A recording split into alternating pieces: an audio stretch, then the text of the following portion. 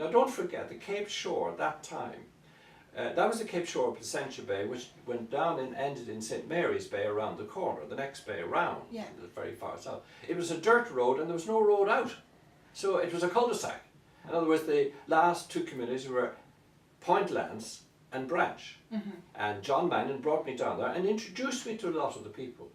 He would fix on it, and who was the first man here? Who was it? And who inherited this? How much, any acres? So he would ask them that. So I learned a bit about how John went about his business, but I was more casual.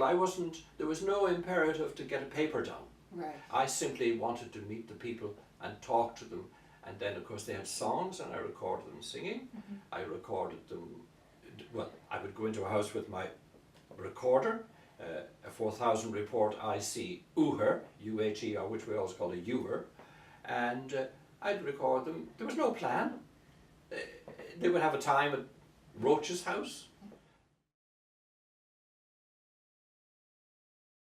That's what they call, it would be a céilí, rambling houses where people would meet in Ireland and elsewhere. They would have a céilí. Céilí was widely used in Scotland, in the north of Ireland, Donegal and Antrim. They would call it céiling. It's a word that entered into the vocabulary of the English language.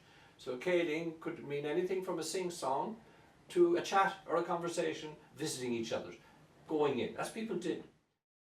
In Connemara, they would say things like, "Vi an time a gunneréir." We had a great time last night at a place. So the same word was used, but the one in Newfoundland was used in the same way in English, with a great time. So they called it a time, as they did in Connemara. That's what they called it.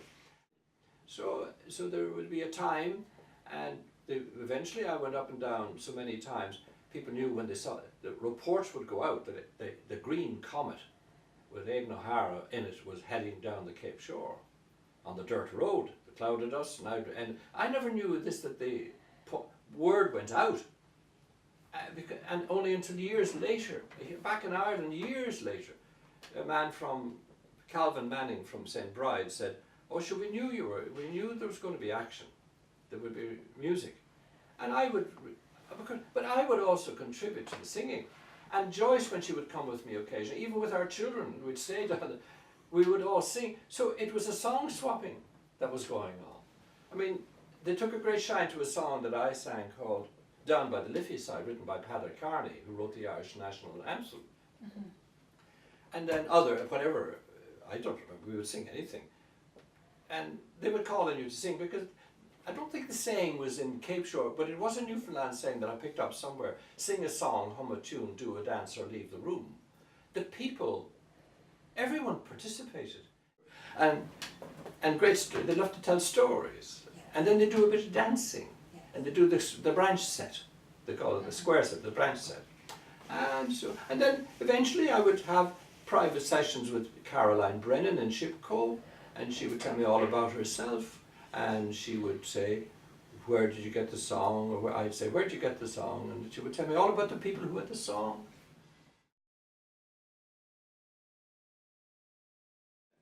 The occasion of singing was part of my recording, sitting down with Caroline afterwards, or Ben Nash in St. Bride's, or Tom Murphy and his wife. Sometimes a few others would gather in with my recording of and just chatting to them. Talking to Patsy Judge and Bride in Patrick's Cove about the dancing. What kind of dancing did they do? And they did mouth music, or they did chin music, or they had all different words for it, you know. And they would explain why that came about. There were not many instruments, and so that's what they would do for singing and dancing, and they'd little rhymes. "All the way to Connickmore, call for a glass or two a score," and they would sing that, and then they'd dance away till and they would explain how the dancing was done, and so on and so on and so on. And I'd get Irish language words. Where Caroline lived around the corner was a place called Glown-na-Kyo, she called it. Glown-na-Kyo. And she corrected herself, as she thought, and called it Glan-na-Kyo or Glen-na-Kyo. But she didn't realise Glown-na-Kyo was the Gaelic pronunciation for Glown or Glen in the Munster Irish. She had it right, but she thought that people had it wrong, maybe, because it had to be Glen or Glan. Right. So, and then, and she knew what it meant. It was the Valley of Fog, she said. and other words I would pick up from people. So I was picking up these words, and I published them all later on in the book in Irish, on the Newfoundland Irish, na Gaeilge dal van Éisk. I was just recording. It was a most disorganized affair. I wasn't even an observer in the anthropological or folkloric sense. I was a participant observer, and actually basically a participant. So that's what I was doing. My recording, I would have a limited number of tapes, and sometimes I would have to have the speed, half the speed it should be, or a quarter of the speed, to save space and to record things. It was very haphazard, I'm afraid.